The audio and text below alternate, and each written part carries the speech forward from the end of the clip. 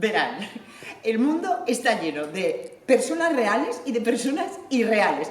También está lleno de animales que existen y animales que no existen, así como de objetos que son y objetos que no son. El mundo es un lío. Porque para leer hay que estar mal. A veces muy mal.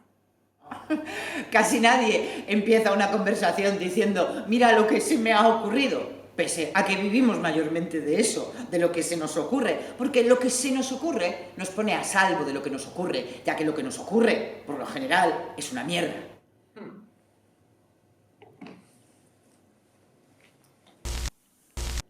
La palabra es un órgano de la visión.